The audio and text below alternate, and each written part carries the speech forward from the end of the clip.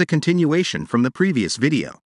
If you have missed out the earlier video, click on the info tag at the top right corner of this video to watch that.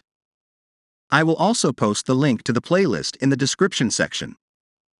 If you haven't subscribed to this channel yet, please click on the subscribe button below to be notified of all new videos. Now that we know the antecedent of the Prophet of Islam and how he was representing Satan to the people of Arabia, we have to get this message across to the Muslims. Satan had great plans to be achieved by this person whom we know as the Prophet of Islam. If you are discussing with a Muslim and trying to convince him that Muhammad was not a prophet of God, you will not get any traction because they have been conditioned to disbelieve in the Bible. They are taught from the very first stage that the Bible is a corrupted book.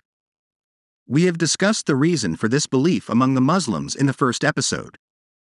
So how do we convince a Muslim that the Allah of Islam is not the true God worshipped by we Christians? The only option is to go to the book that every Muslim is obligated to believe in: the Quran. To a careful observer, the Quran gives ample evidence of its origin by its very character. Contrary to the external shell of many self-proclaimed claims, a careful investigation gives away the true nature of the Allah of Islam. Let us start examining few of the supposed claims of Allah, which gives a peek into the real person he indeed is. Before proceeding any further, I would request you to fasten the seatbelts of your minds. There are lots of historical and scientific blunders in the Quran which will cause you to be amused, to say the least. Point number 1: Allah is the one who invites people to hell. While speaking about an incident about the Pharaoh who was drowned in the Red Sea, Allah narrates the story as follows. The Pharaoh said, "O nobles, I am not aware of any other lord of yours but myself. So, O Haman, fire some clay, bricks, to build a tower for me that I may mount up and see the God of Moses, for I think he is a liar." He and his soldiers had become arrogant in the land for no reason, and did not think that they have to come back to us in the end. So we seized him and his hordes and threw them into the sea. Behold then how was the end of the wicked. And we made them leaders inviting to the fire, and on the day of resurrection, they will not be helped.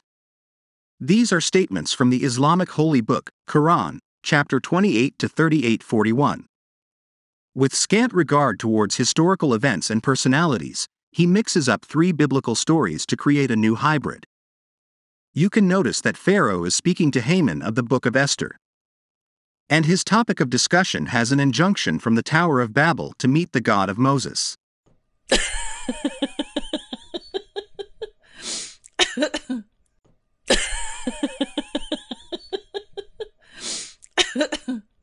Leaving these historical blunders aside, let us focus to the real ethical problem of Allah. Allah claims to be the one who made the wicked Pharaoh and Haman so that he can invite people to hell. As a Christian, we don't have a doubt as to who is the one who invites people to hell fire. We invite people to our homes because we reside in our home. Similarly, if Allah has to take actions to invite people to hell, does it not mean that the hell is the residence of Allah? Moreover, the moral question that needs to be answered here is, why would Allah make leaders who will lead people to hell? What is the enmity of Allah towards innocent people over whom Allah has put these wicked leaders to lead them to hell?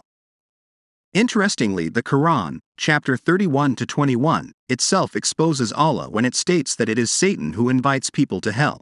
If Satan invites people to hell just as Allah does, what exactly is the difference? Let us now take the next instance where Satan and Allah does the same thing.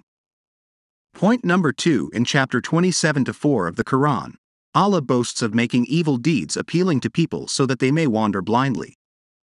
He is speaking about people who do not believe in a life after death. The verse quotes as follows: "Verily, those who believe not in the hereafter, we have made their deeds fair seeming to them, so they wander about blindly."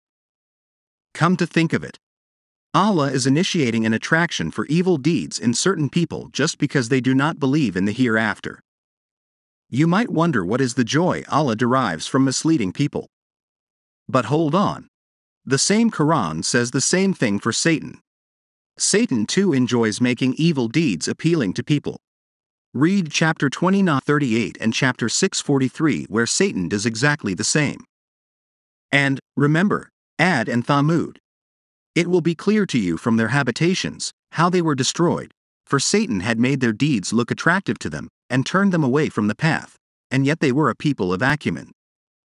Surah 29:38. Then why did they not submit when our punishment came upon them? But their hearts were hardened, and Satan made things they were doing look attractive to them.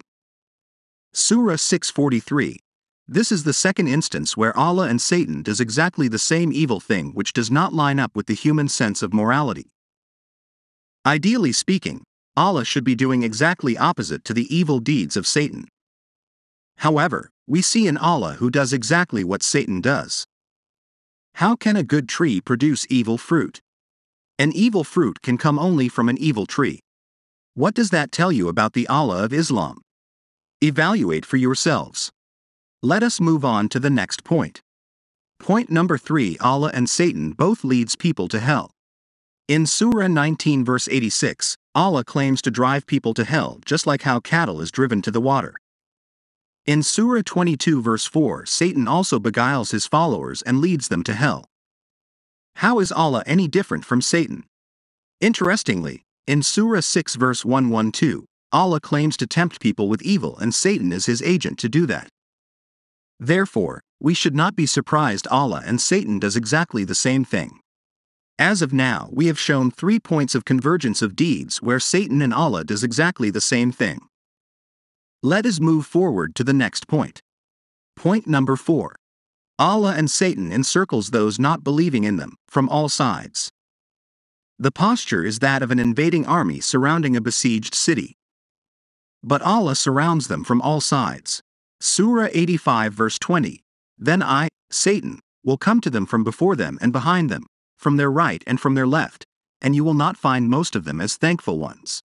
Surah 7 verse 17. The question continues to remain. Why is Allah doing the evil work which Satan is also doing? Point number 5. Allah deceives people just like Satan. Surah 4 verse 120 says that Satan's promises are deceptive.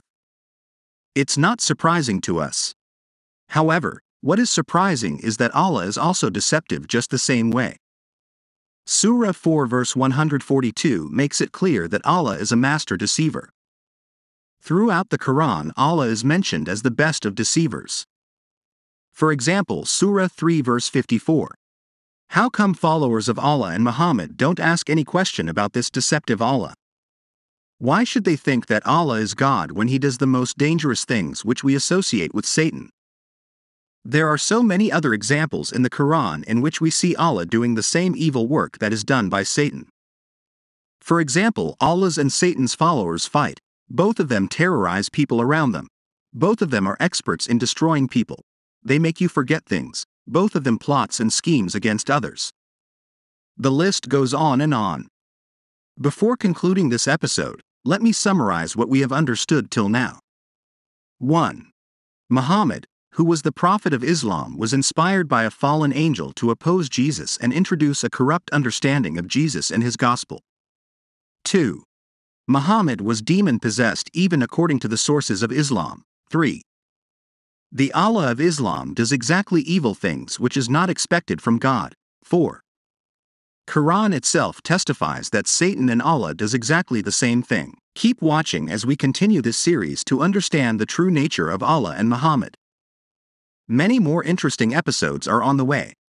If you have not yet subscribed, please do so and click the bell icon to receive updates as soon as we upload the video. Till then, the Lord bless you and keep you safe.